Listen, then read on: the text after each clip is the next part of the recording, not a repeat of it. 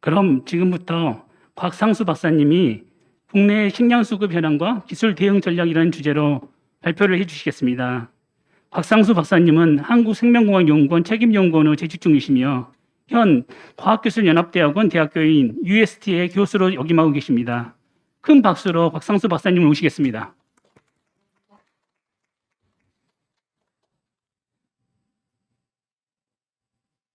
예,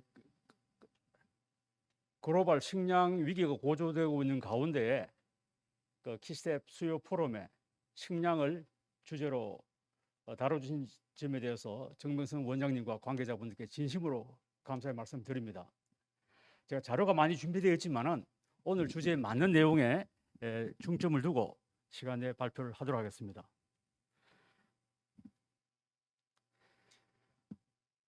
최근 식량 이슈로서는 기후 재앙, 코로나 팬데믹, 우크라이나 사태는 트리플 악재입니다. 여기에 방금 원장님 말씀하신 것처럼 우리 농업 현실은 농촌 인구의 고령화로 심각한 또 문제가 있는 거죠. 우리가 무엇이 문제인지를 정확하게 인식하고 해법을 찾고 실행에 옮겨야 됩니다. 즉 식량 정책에 대한 정확한 수립이 되고요. 이를 구현할 수 있는 R&D가 도입되어야 됩니다. 즉 농업 혁신 기술이 중요합니다.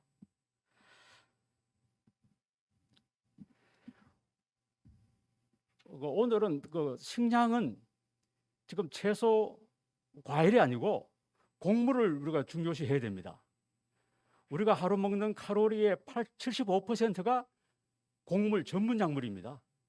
이 문제는 쉽게 해결되는 문제가 아니기 때문에 우리 필요한 곡물의 80%를 수입하고 있기 때문에 글로벌 식량 수급 현황을 우리가 정확하게 이해를 하고 우리의 현황과 국가 식량 안보 정책 그리고 우리에게 가장 어떤 도움이 될 수 있는 하나의 국가는 저는 일본이라고 생각합니다.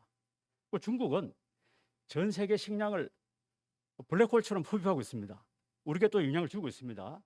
거기에 대안으로서의 국가 농생명 기술 현황을 살펴보고 마지막으로 농업혁신기술과 정책 제안을 드리고자 합니다. 산업혁명 이후 급속한 인구 증가와 에너지 사용은 환경 문제를 야기시키고요. 기후변화로 인한 또 식량 문제, 코로나 팬데믹하고 다 연계가 되어 있습니다. 그래서 에너지, 환경, 식량 보건은 하나의 문제, 하나의 유기체로 볼 때 비로소 어떤 실마리가 풀린다고 생각합니다. 지금 지구의 인구가 약 79억인데 이 중에 약 8억 명이 만성적인 식량과 영양 부족으로 고통을 받고 있습니다. FAO는 2050년 세계 인구는 97억이 될 것이고 2100년에는 112억이 될 것으로 전망합니다. 지금처럼 인구가 늘면서 소득도 증가됩니다. 그리고 육류 소비도 증가할 것이고 농지도 훼손될 것입니다. 이런 추세라면은 2050년은 식량은 지금의 1.7배가 필요합니다. 에너지는 3배, 5배가 필요합니다. 여기에 만약 기후 제한까지 곁들이면은 식량 대란은 걷잡을 수 없을 거라 생각됩니다. 이런 문제를 해결하기 위해서 유엔은 1993년 생물 다양성 협약을 체결하고 94년도 기후변화 협약, 96년도 사막화 방지 협약을 체결했습니다. 이 유엔 3대 환경 협약은 우리 농업과 밀접 관계가 있습니다. 30년이 지난 지금 현재는 그전보다 생물 다양성이 더 많이 훼손되고 기후변화는 심각하고 사막화는 더 확산되고 있습니다. 또한 유엔은 2015년 SDG를 발표하면서 하여튼 굉장한 노력을 하고 있지만은 결국 쉽지는 않은데요. 특히 농업은 첫 번째 빈곤 종식과 두 번째 기후 종식, 웰빙, 기후 변화 등등 이 유엔 SDG 17개 항목의 대부분에 기여할 수 있습니다. 그래서 개도국도 농업 혁신을 통해서 어떤 소득이 증가되고 지속 가능한 농업이 이루어져야 됩니다. 글로벌 식량 위기가 2007년, 8년부터 크게 대두되기 시작합니다. 그리고 2010년 지금 우크라이나, 러시아의 대가뭄으로 파동이 일어나면서 아랍의 봄이 발생했습니다. 그 후에 미국의 가뭄 등등이면서 2010년 우리가 걱정하는 코로나 팬데믹으로 또 식량의 어떤 곡물 가격이 굉장히 뛰었죠. 그리고 제일 우측처럼 우크라이나 사태는 굉장히 글로벌 식량 위기를 좀 초래하고 있습니다. 지난 4월 26일 한국식량안보연구재단에서 우크라이나 사태로 인한 세계 식량 위기 대응 방안에 대한 세미나가 농림축산식품부 후원으로 개최된 바 있습니다. 이때 농림축산식품부의 식량정책국장도 참여해서 여러 가지 말씀을 하셨고요. 그때 사용된 자료 일부를 제가 차용하기로 했습니다. 우크라이나 침공과 세계 식량 가격은 이미 언론을 통해서 다 아시기 때문에 제가 자세히 설명드리지 않겠습니다. 세계 식량 지수를 보면은요, 2020년이 코로나 팬데믹이 발생하고 난 후부터 극도로 증가됩니다. 2011년 계속 증가되고 있고 2022년 2월 우크라이나 사태부터 이렇게 증가되고 있습니다.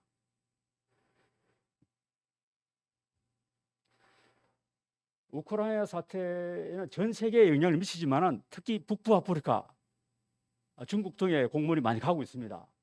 그래서 제2의 아랍봄도 지금 걱정하고 있는 그런 사태고요. 이런 우크라이나 사태에 대한 각국의 대응 방안이 수립되고 있는데 우리 한국 정부도 어떻게 하면은 곡물의 조달처를 다양하게 할 것인가, 그리고 곡물의 재고율을 현재 한 30일밖에 되지 않습니다. 이걸 20일로 늘리겠다는 건데 이거 쉽게 늘어지는 게 아닙니다. 여러 가지 항만 부두의 시설이라든지 어떤 그런 노력이 필요한 거고요. 이 인도네시아의 팜유가 우리 식탁에 지금 크게 영향을 주고 있는 거죠. 전 세계 곡물의 80%를 좌지우지하는 회사가 4개 4대 곡물 회사입니다. ADM, 번개, 카겔 등이죠. 그리고 우리 포스코 인터내셔널이 굉장히 의도적으로 의욕적으로 2019년 우크라이나 서남부 지역 항만을 이용해서 곡물 수출 터미널을 인수하고 노력하고 있습니다. 그러나 아직 이 지역은 큰 전쟁에 희멸해도 있지 않지만 아마 예정대로 곡물을 우리가 가져오기는 힘들 것으로 생각됩니다. 우리 농촌경제연구원에서 3월 말 우크라이나 사태의 곡물 시장 영향에 대해서 자세한 리포트가 있습니다. 하여튼 참고하시면 될 것 같고요. 우리 사정은 어떠냐 이거죠. 식량 안보의 개념 중에서 가장 중요한 개념이 곡물 자급률입니다. 사료용 곡물을 포함한 곡물 자급률이 전 세계에서 가장 보편적인 지수로 보면 됩니다. 자칫 식량 자급률, 즉 사료용 곡물 제한, 식용 곡물만 가지고 보면 우리 46% 괜찮다고 생각하는데 이게 다 보면 착시 현상입니다. 곡물입니다.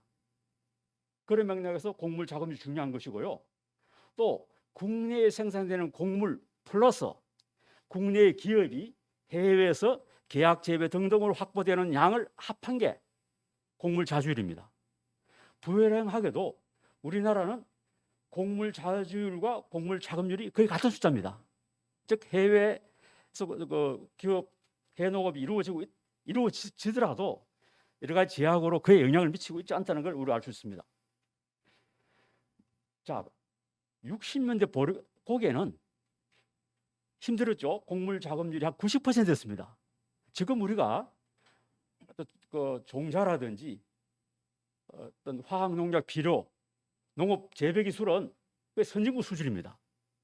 그럼에도 불구하고 곡물 자급률이 2019년에 21%였습니다.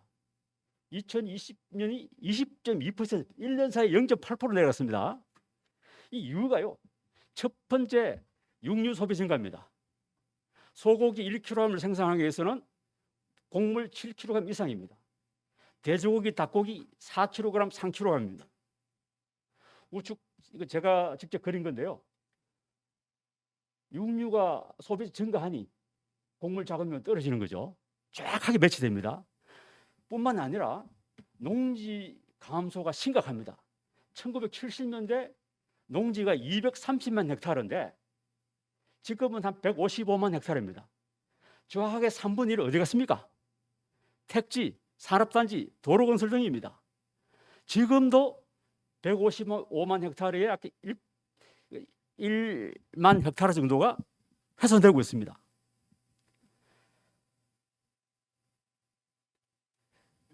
유엔이 발표한 식량 안보 지수 한국은 113개국 중 32위입니다.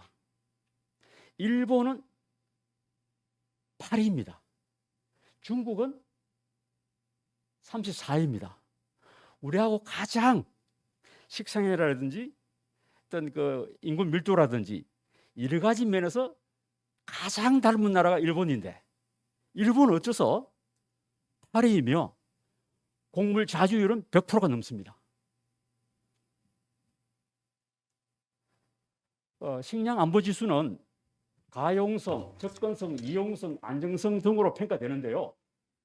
접근성이 17이고 그 외에는 43, 4입니다. 접근성은 경제적으로 무역으로 조달할 수 있는 건데 앞으로 돈이 있어도 조달하기 힘들 것이고 나라 경제가 어려우면 어떡할 거냐 이거죠. 대한민국 곡물 수입은 세계 7위입니다. 덧붙여 온실 가스 배출량은 세계 7위입니다. 1인당 배출량은 세계 5위입니다. 우측 그림만 열심히 보시면 되겠습니다. FAO는 곡물 재고율을 18% 이상을 권장합니다. 쌀이 30.6%고요. 그 외에는 다 10% 이하고요. 가장 우리가 2021년에 국내에 반입한 곡물이 1,700만 톤입니다. 이 중에 옥수수가 건 1,200만 톤인데요. 옥수수의 그 재고율은 7.4%입니다. 이건 한 달 분량입니다. 만약 2, 3개월 우리가 조달하지 못하면은 아마 여러 가지 문제가 발생될 겁니다.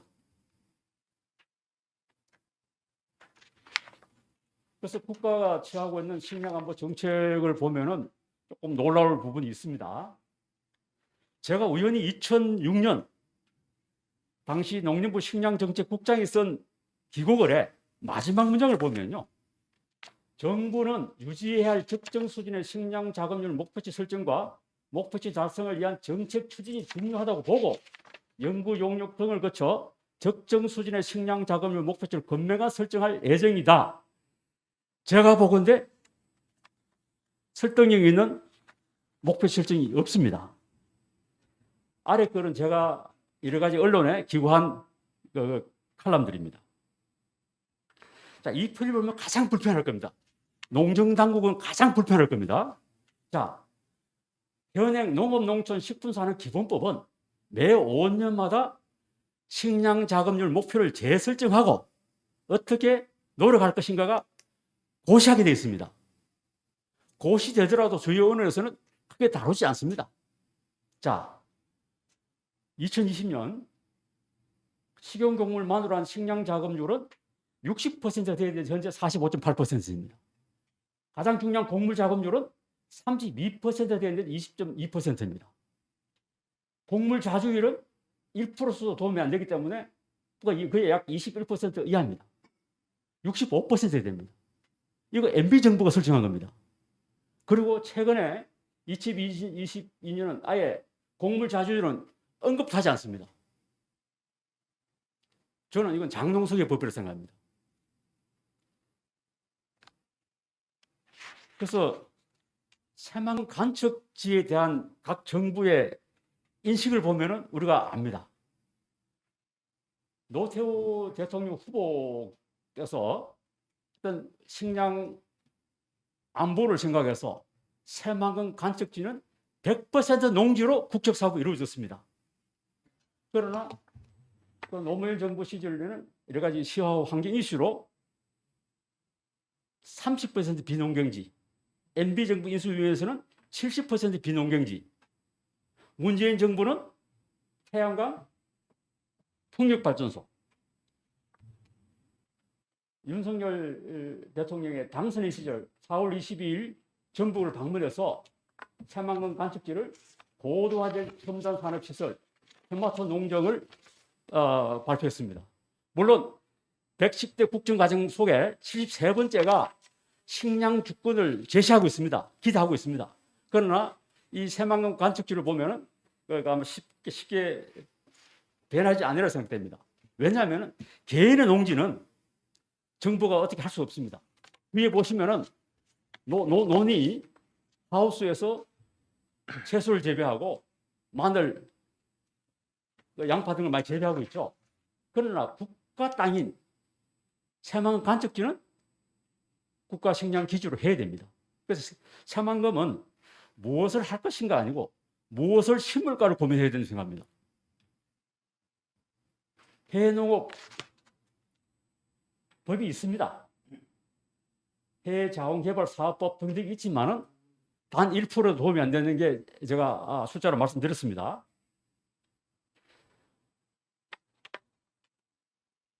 2007, 8년 글로벌 식량 위기가 왔을 때 그때부터 농촌경제연구원, 농진청, 학회 등등에서 식량 문제 어떻게 할 것인가 문제 제기는 많이 했지만은 설득력 있는 실효성 있는 정책이 수립된 적이 없다고 생각합니다.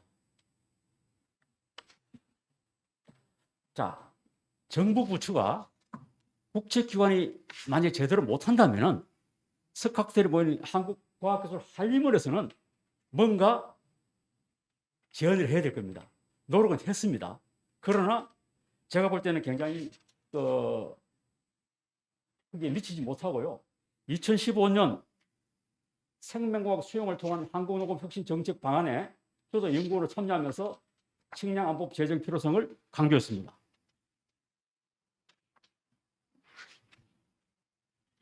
지금 이 사진은 직전 과총 회장 김명자 회장님인데요. 이분이 과총 과학기술혁신 정책 포럼에 두세 달에 한 번 합니다.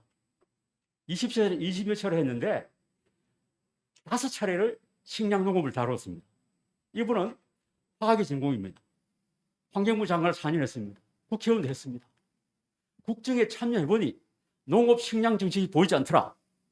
제 아무리 4차 산업시대라도 먹는 걸 해야지만 안 된다는 그런 차원에서 제가 숙제를 맡았습니다. 그래서 제가 2018년 2월, 3월, 4월 국가농업과 식량정책, 농업과 혁신기술, 대농업 전략 등 해서 각 포럼마다 3분의 최고의 전문가와 7, 8분 산학연구원 언론 패널을 가지고 열띤 토론을 하고요. 2019년 6월 11일 국회에서 기후위기 시대 식량안법 제정 방안 모색이라는 하여튼 행사도 가진 바 있습니다. 한국식량안보연구재단은 민간입니다. 지난 10년 동안에 식량안보에 대해서 일관되게 가장 정확하게 세미나도 27회, 식량안보 시리즈 책 36권을 발행한 적이 있습니다. 이 책들은 다 도움이 됩니다. 예. 저희 생명연 크리컨퍼런스의 일환으로서 2018년 4차 산업혁명 시대 식량안보 R&D 추진 전략, R&D 추진하는 농촌진흥청 연구정책 담당자 포함해서 다 논의해봤습니다. 이대로 R&D는 안 된다는 결론을 내렸습니다.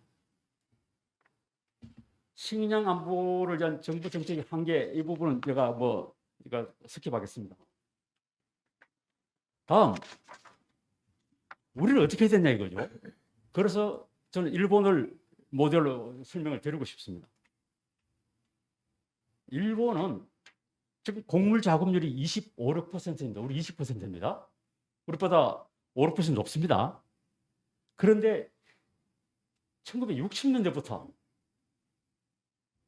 농업협동조합 젠노, 미쯔비시 물산 등등이 해농업을 추진합니다.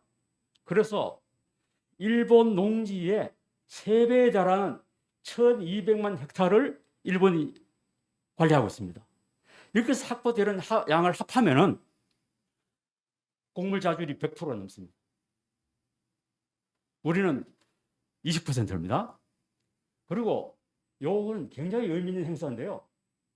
식량 에그로 카타스트로피 농업 대란이라는 이건 하나의 뭡니까 그 재판극입니다. 시민 재판극인데 500명이 모여서 시민들이 정치인하고 논의합니다.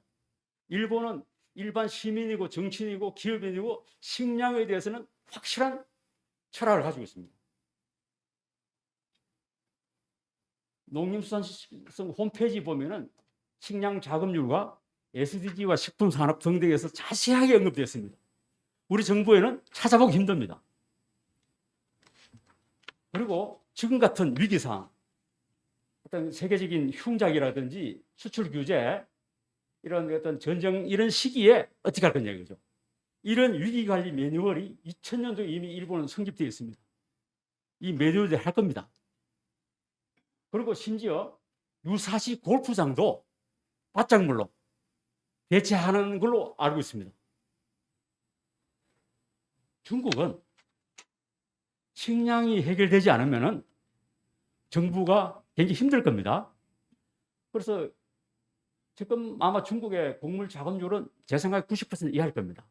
아마 이대로 추세라면 50% 이하로 내려갈 겁니다. 2004년은 어떤 의미였냐면 중국이 많은 종의 농산물을 수출도 하고 수입을 합니다. 수입 한량이 많은 해였습니다. 그래서 2004년부터 중국은 공산당과 중앙정부 국무원이 매년 초 1호 문건을 발표하는데 지금까지 농업, 농촌, 농민 문건입니다. 그만큼 농업을 중요시하고요. 2010년도에 다국적 종자회사 신젠타를 430빌리언 달러로 매입을 합니다. 그리고 농생명 산업에 굉장히 노력을 하고 있고요. 매 5년마다 국가 경제계획 발표를 하죠. 13차 5개년 계획 가운데 보면요. 굉장히 자세한 내용이 되어 있고 제일 마지막에 이 내용이 제대로 되었는지 안 되는지를 검토하고 그 다음 5년 계획을 세웁니다. 그리고 코프코라는 글로벌 곡물 유통회사를 설립해서 비축에 노력하고 있습니다.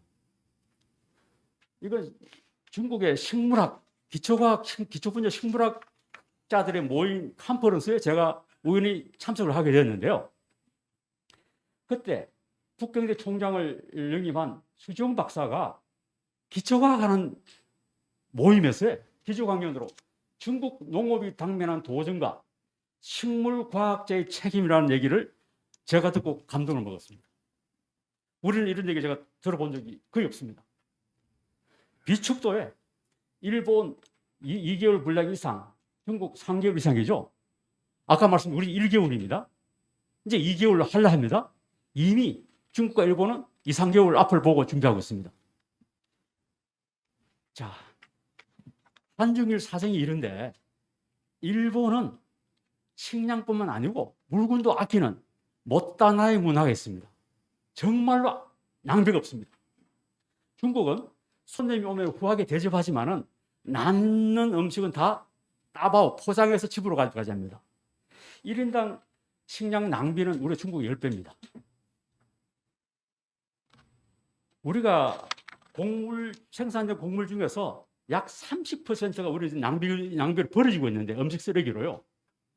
만약에 반만 줄이면은 15%만 줄이면은 지금 곡물 작업률 20%가 저는 30% 이상 갈 수 있다고 생각합니다.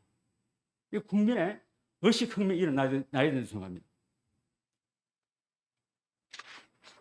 국가농업생명과학기술 현장적으로 가보겠습니다. 이 자료를 준비하는 과정에서 농진청에서 식량안보 이해하기라는 보도 PPT를 제가 빌렸습니다.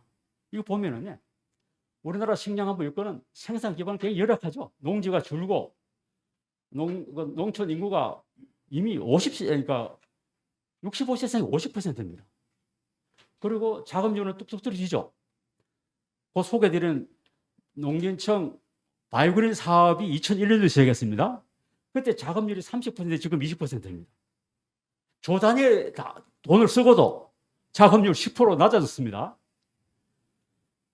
그리고 환경변화 심각하죠. 기후변화 때문에 장점도 있지만 단점이 훨씬 많습니다. 자, 식량 자금률 확대 방안으로 콩을 1%, 5%, 이건 뭐 무리입니다. 예? 그리고 가축 사료 효율을 증가시키는 이런 노력도 할 겁니다. 그러니까 경제 이용률입니다.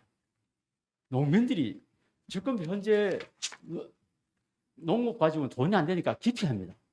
그래서 정부는 국유지책으로 보조금도 지불하면서 이모작, 겨울철에 사료용 뭐 보리든 밀을 재배하라고 강요하지만은 이건 강요입니다. 어렵다는 거고요. 온실가스 감축해야 됩니다. 농업 분야에서도 탄소 중립에 기여해야 되는데 우리나라가 화학농약 비로 세계에서 그 최고 수준으로 사용하고 있습니다. 지속 가능한 농업을 하기 위해서는 이걸 피난하는 노력을 해야 됩니다.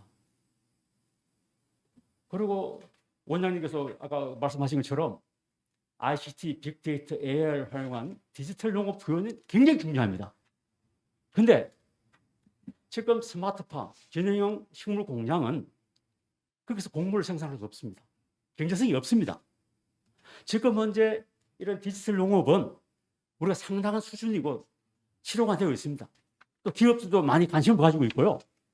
그래서 정량, 식량에 대해서, 곡물에 대해서는 아마 적용하기에는 상당한 기간이 필요할 겁니다. 물론 기술 개발해야 됩니다. 그러나 우리나라 농지 가지고는 상당히 좀 규모의 농업에서는 어렵죠. 어쨌든 이런 부분이 있고요. 그 다음에 이제 아까 말씀드린 비축 확대 위기 대응 체계 구축인데 우측에 보시면은요. 컨트롤 타워가 있습니까? 없습니다. 그 다음 법적 유명무실하죠. 그 다음에 이게 상시 모니터링인데 언론이고 시민단체에 관심 없습니다. 이게 총체적인 난국이라는 겁니다. 자, 그래서 과학기술, 농업과학기술 혁신이 중요합니다. 우리가 통일배로 1971년 주곡이 자립되었을 때 사실 당시로서는 좀 불가능했던 장관형 인디카와 장관형 제프리카 타입의 교잡으로 통일배가 만들어진 겁니다. 그때로서는 혁신기술입니다. 지금 어떻게 됩니까? 물론 ICT도 돼야 되지만은 신육종 기술로 GM 작물, 윤적 편집 작물이 수용되어야 됩니다. 국가농생명과학기술 개발 현황은 저는 한번 2001년도부터 거슬러 올라가면 되겠습니다. 과학기술부가 농진청과 협력해서 21세기 프론티어 사업으로 작물주식 기능 사업 10년간 1,000억을 사용했습니다. 농진청도 바이오그린 사업으로 1세대 바이오그린 2001년부터 3,200억 원, 2세대 5,800억 원. 불행하게도 지금쯤 3세대 바이오그린 사업이 추진되어야 되는데 아마 예비 타당성에서 탈락했습니다. 경제성 논리를 보면 떨어질 수밖에 없습니다. 그러나 국방안보로 경제성을 안 따지잖아요. 식량안보 관점에서 다시 봐야 됩니다. 그리고 그 외에 여러 가지 있지만은 예를 들어서 또 농림수산식품부가 기업과 함께 골든 시드 플러스 해서 딱 10년간 5천억을 사용했지만은 국회에서 혹평을 받았습니다. 실패한 사업이라고 얘기를 내린 걸 제가 기사를 봤습니다. 자, 여기 보시면 차세대 바이오그린 24업의 목표가 뭡니까? 2020년 세계 5위권 그린 바이오 기술. 제가 몇 위로 되었는지 굉장히 힘듭니다. 그러나 식량 자금률은 뚝 떨어지지 않았습니다. 그래서 이런 논문 5,000편 이상, 특허 3,000건 이상 중요합니다. 혁신 역량을 키우는 건 중요하지만은 기초학문, 실용학문, 산업화가 되어야 됩니다. 그런 맥락에서 그런 부분이 굉장히 부재하다는 거고요. 특히 우리 농지만으로는 해결 안 됩니다. 땅값 비싸고 인건비 비싸해서 곡물을 우리가 원하는 만큼 생산하기 힘듭니다. 그래서 해외 농업을 해야 됩니다. 해외 농업을 염두에 둔 R&D는 거의 전무하다고 보면 됩니다. 제가 농진청 홈페이지에서 농진청 분야별 주요 사업인데요.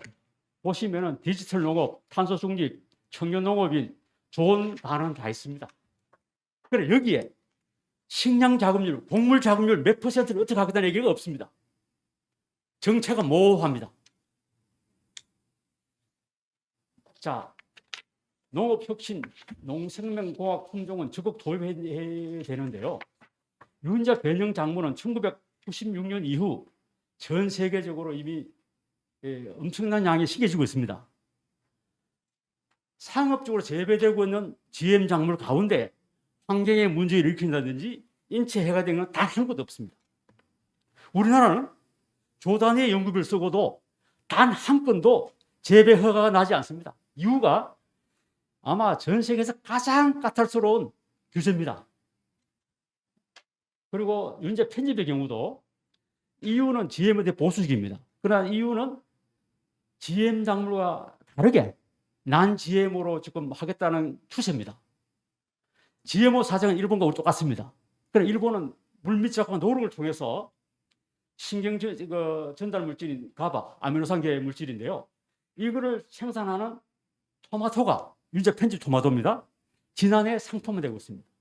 중국은 최근이죠.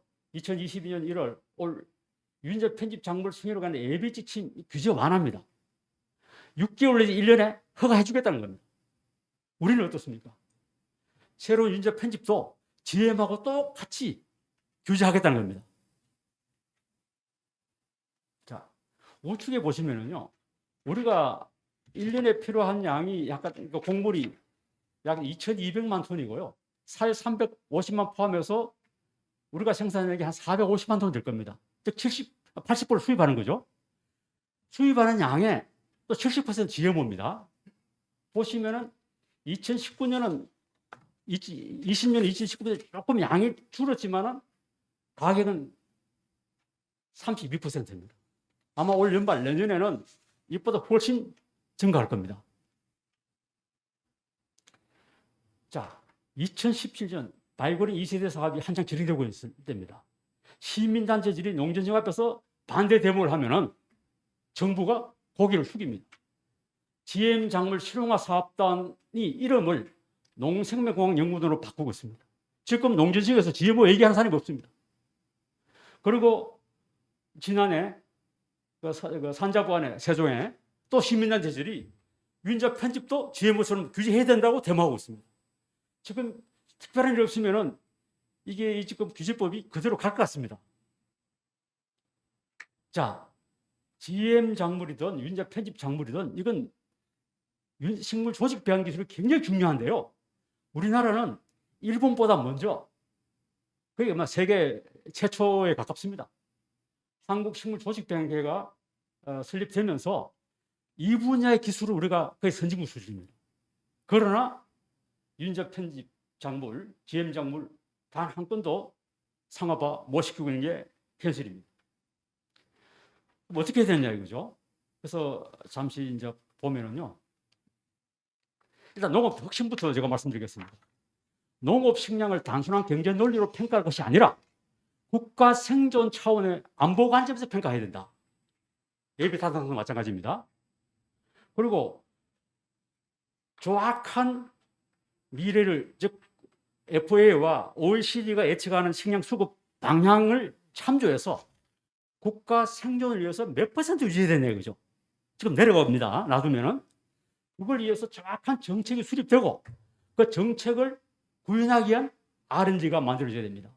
그런 맥락에서 하여튼 농진청과 농림부가 정신 바짝 차리고 긴장을 해야 된다고 생각합니다. 다행히 이번 정부가 식량 주권이란 국정 110대 과제에 포함되어 있으니 기대를 해볼만 합니다. 그리고 GM 작물이든 이 부분에 대해서는 국민들과 반대단체와 언론과 정말로 긴밀한 소통을 통해서 하여튼 해결해야 된다고 생각합니다. 이게 아마 오늘 가장 중요한 식량 안보 구축을 위한 농업 혁신 정책 제언인데요. 1차적으로 정책입니다. 지금 몇 퍼센트 다 무시하고 정말로 신중하게 국가 생존을 위해서 곡물 작업률 목표치를 어디에 둘 것인가? 그걸 구현하기 위해서 R&D라든지 인력 양성이라든지 이런 게 이루어져야 됩니다. 새 판을 짜야 된다는 생각을 하고 있고요. 거기에 아마 기여할 수 있는 가장 많은 부분이 농업 혁신 기술입니다. 기후변화, 고령화, 난치병, 백신 등의 이런 전략적인 GMO와 윤제 편집 작물이 개발되어야 되고 4차 산업을 이용한 스마트팜뿐만 아니라 식량 기지에도 토장에서도 정유될 수 있는 기술이 개발되어야 됩니다. 해농업 기술은 하지 않으면 안 됩니다. 그러나 기존의 선진국 일본과 차별화된 남들이 생각하지 못한 그런 지역을 대상으로 해야 될 것입니다. 곡물 비축 시스템도요. 이거는 어마하게 많은 온실가스 에너지를 사용해야 되고 저장 보관하기 위해서는 돈이 많이 들어갑니다. 이걸 어떻게 저장성과 유통성을 증가시키는 에너지를 전략하는 기술을 개발할 것인가? 이런 부분도 굉장히 중요합니다. 종합적인 노력이 필요하고요. 해농업에 대해서는 제가 생략을 하겠습니다. 제가 몇 분 동안에 제가 하고 있는 얘기 혁신 농업 기술 한 가지만 소개드리고 마치겠습니다. 저는 건조한 사막화 지역, 염분이 많은 지역, 오염 지역 이런 지역은 관심이 없습니다. 그럼 우리 기술이 있습니다. 땅이 부족한 우리로서는 글로벌 이런 지역을 한번 노려보자 이거죠. 이런 지역은 스트레스 때문에 생산성이 낮습니다. 그러나 스트레스에 견디고 기능을 높여주는 생산성을 현재 증가시키는 품종 개량을 하자 이거죠. 기술은 있습니다. 두 번째, 저는 대안으로 모든 농작물은 전분작물은 용도와 지역에 다 중요합니다. 제가 조건 나쁜 지역의 경우는 제가 고구마를 지금 30년째 연구하고 있는데요. 전분작물 중에서 탄수화물 생산량이 가장 많습니다. 그리고 척박한 토양에 가장 적합합니다. 그리고 항산화 물질 등이 많아가지고 노화 방지, 질병 예방에 가장 도움이 되는 최고 건강식품입니다. 그리고 인풋, 농약 기료를 적게 쓰고 모든 부위를 다 이용할 수 있습니다. 탄소 중립에 가장 적합한, 저는 심지어 도시농업, 짜투리탕이라든지 옥상 농업도 가능한 게 고구마로 생각합니다.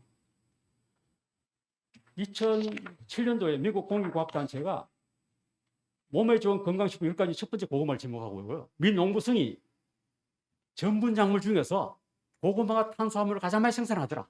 그것도 농사짓기 식량수급의 영향을 적게 주는 마진을 조건 분리 지역에 가장 좋은 산업식물이더라. 척박한 땅에 잘 자라고 최고의 건강식품에는 항산화 성분인데요. 저는 1994년부터 이 연구를 계속하고 있습니다. 그래서 식물이나 사람이나 생도가 다 같습니다. 사람은 단백질만 유지가 2만 3천여 개고요. 쌀 필요한 주요 공급은 3만 7천 개입니다. 그 이유가 고착 생활하는 식물이 나쁜 환경에 적응하기 위해서 항산화 물질을 많이 만드는 거죠. 코로나 바이러스와 마찬가지로 식물도 바이러스가 많습니다. 바이러스 감염되면은 면역이 떨어지고 병들고 죽고 하죠. 그러나 식물은 이런 항산화 기구가 물질이 많습니다. 그 중에 하나 이제 베타카로틴, 카로틴인데요. 모든 식물이 다 존재합니다. 광합성을 해야 되고 자기를 지키기 위해서. 그러나 이 물질은 우리 사람에게 비타민 전분 물질 굉장히 중요한 역할을 하기 때문에 중요한데요. 저는 고구마에서 카로틴을 축적하는 오렌지 윤제를 분리해가지고 흰색 고구마에도 이 오렌지가 있습니다. 그럼 흰색에 하나의 윤제를 도입하니까 이렇게 황색이 되면서 47도 고온을 견딥니다. 그리고 가뭄에도 좋아지고요. 제가 중국하고 협력하면서 중국 내몽고 사막화 지역에 적합한 수수 29는 흰색 품종인데요. 이 오렌지 열면은 색깔이 바뀌고 또 이 오렌지 윤자에 하나의 연기술을 바꾸면은 이 황금 고구마가 만들어질 수 있습니다. 그래서 하여튼 GMO 만드는 데 가장 문제가 박테리아의 힘에 비해서 윤자를 도입하는데 정상적인 난 GMO 고구마에도 이 박테리아 윤자 단편이 많다는 게 이미 보고되어 있습니다. 저는 고구마 윤자를 고구마에 많이 발현시키는 거예요. 어쨌든 제가 생각하는 글로벌 농업은 점 하나가 1000헥타르의 고구마 재배 중국이 압도적으로 많습니다. 동남아시아, 사하라 남쪽 중비가 많은데 제가 생각하는 거는 중국 서북지방, 카자흐스탄, 터키, 중동, 북아프리카 이들은 고구마를 모릅니다. 이 건조한 땅의 고구마가 저는 가장 낫다고 확신합니다. 지금 터키, 카자흐스탄하고 협력하고 있습니다. 그래서 짐 로저스는 상품 투자, 현물 투자, 농업 투자에 가장 승견 지명이 있는 분인데요. 전 세계를 오토바이와 승용차로 여행하면서 21세기는 농업이 신산업이라고 강조한 분입니다. 전 세계를 두 번이나 굉장히 자기 목숨을 담보하면서 다니면서 하신 말씀이니까 우리가 들을 필요도 있다고 생각하고요. 저는 R&D 하는 사람이 정치하는 사람이 아닙니다. 그래서 94년부터 해농업을 염두에 두고 고구마 연구를 하면서 어떤 뭐 과분한 과학적 분야도 확보해서 앞으로도 특혜받은 과학자로 책임을 다할 생각입니다. 이번 기회에 단순한 키스텝의 수요 포럼의 행사 하나가 아니고 정말 국가 생존에 관계되는 중요한 차원에서 하나의 어떤 계기가 되고 이번 정부가 의도적으로 어떤 국가 위기 관리 차원을 시작하는 시점에서 지금 현 농림부 어제 임명된 농림부 장관도 농촌진흥청장을 하시고 가신 분입니다. 그러니까 대통령과 그분의 의지가 있고 키스텝 원장님의 의지가 있으면은 아마 역사를 다시 쓸 수 있다는 생각을 가집니다. 예, 이상입니다. 감사합니다.